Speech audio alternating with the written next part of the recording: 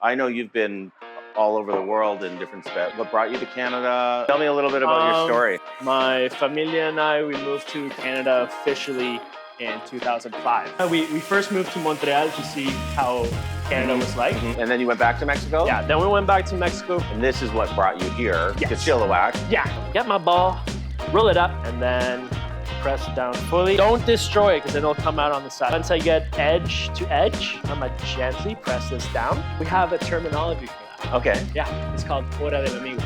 What does that mean? Hour of the friend. Hour of the friend. So we're having our okay, hour we're of a having an friend hour right of a now. friend. Yeah, do I belong there? Do I belong here? Yeah. What is up with this diaspora? Yeah. A huge sacrifice for my parents, you know, living there for over 30 years, Yeah. leaving your entire family and friends. Always look to them as an example of Yeah. you have to keep going and you just have to adapt.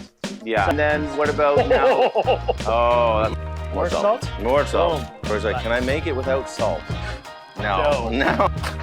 Oh, that crunch is super satisfying.